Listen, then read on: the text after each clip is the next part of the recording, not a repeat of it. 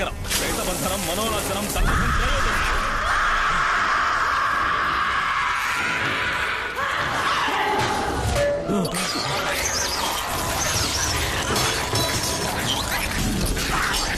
స్వామి రండి స్వామి, వెళ్ళిపోదాం. దాన్ని వదిలేస్తే అది మనల్ని మళ్ళీ వెతుక్కుంటూ వస్తుంది. నువ్వు ఈ కలస తీర్థంతో ఇక్కడే ఉండు. నేను అమ్మవారికి ధారపోసిన చీరతో దాన్ని బంధిస్తాను.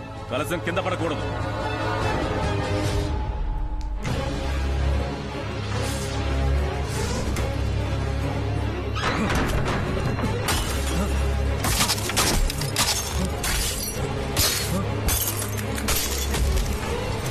స్వామి ఏం చేస్తారు స్వామి?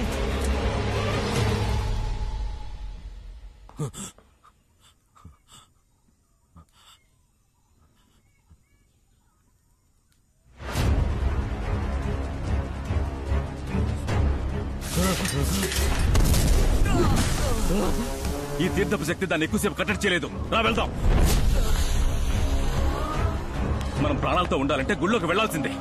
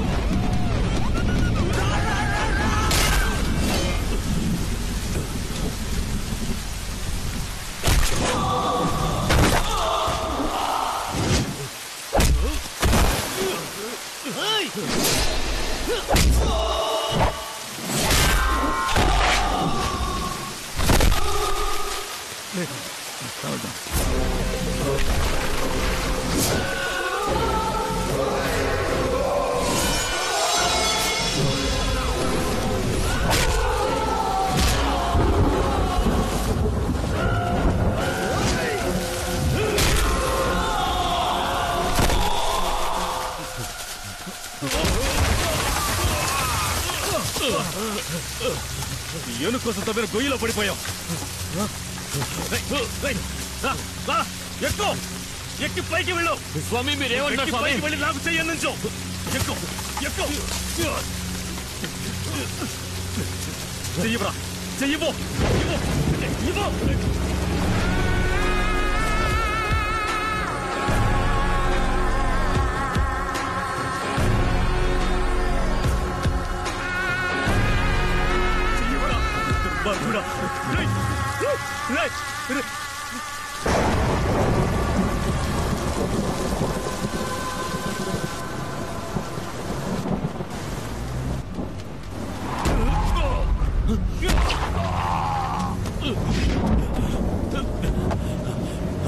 బండి సార్ ఏమైంది? రాఘవేడి బండి తీవయ్యా. అలాగే సార్.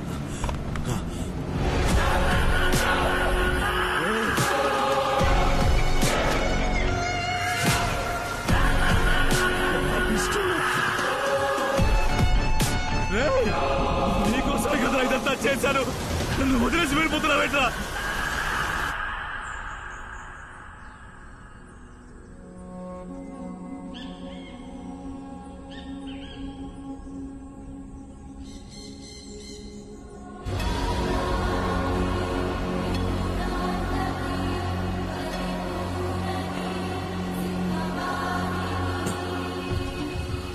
ఈ అమ్మవారు మహాశక్తి స్వరూపం.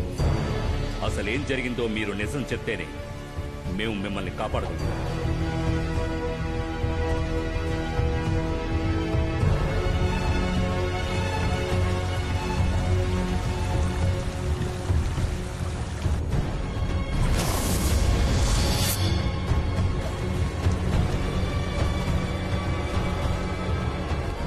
భయపడకండి.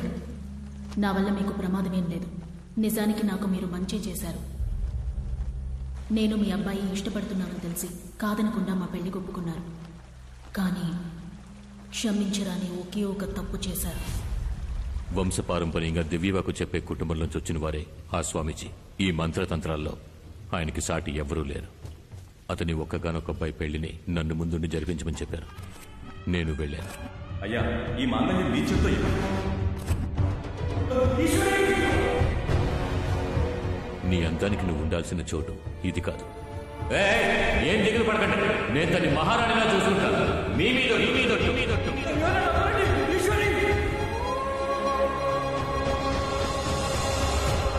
తాళి కట్టాడన్న ఒకే ఒక కారణానికి నేను ఆయనతో ఎలా కాపురం చేయగలను? నీ అబ్బాయి నేను లేచిపోదామని నిర్ణయించుకున్నాం. ఆయన కూడా అందుకు ఒప్పుకొని వచ్చారు. నువ్వు ఇక్కడేం చేస్తున్నావురా? చెయ్యొద్దురా. ఏమండి, ఇంట్లో మీరు లేని సమయం చూసి నన్ను ఎత్తుకుపోవడానికి వచ్చాడు. కొట్టండి.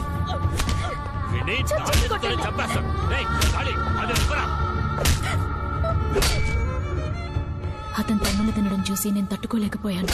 కానీ అతన్ని కాపాడాలని నిజం చెప్పుంటే నన్ను చంపేసి ఉండేవారు. నేను చనిపోతానని కూడా నాకు బాధ లేదు. కానీ ఈశ్వరి కడుపుతోందని తెలిసి నేను చాలా సంతోషించాను. అంతఃపురానికి వారసత్వం రాబోతోందని అందరూ తనని మహారాణిలా చూసుకున్నారు. పుట్టబోయే నా బిడ్డను చూడ్డానికి అందరం సంతోషంగా ఎదురు చూశాం.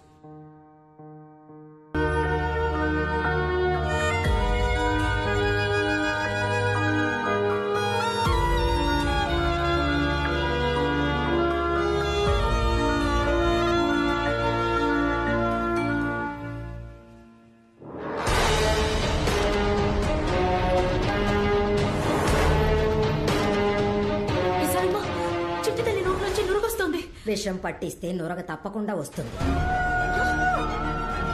విషమా? అవును, ఎవరికో పుట్టబోయే బిడ్డ కోసం నువ్వు ఇన్ని రోజులు నా చేత సేవలు చేయించుకున్నావే, అందుకేనే నీ చేతులతోనే దానికి విషం ఇచ్చేలా చేశాను. నెత్తి మీద మచ్చ, చేతికి 6 వేళ్లు. నాకే ద్రోహం చేసావు కదా. విశాలమ్మా, అయ్యా, ఈ బిడ్డ గురించి బయట ఎవరికి తెలియకూడదు. చంపేదాన్ని. బిడ్డని ఇవ్వవే. చెప్పండి, ఇవ్వవే. ఇవ్వండి, ఇవ్వండి, చెప్పండి. విశాలమ్మా, బిడ్డను తీసుకెళ్ళు.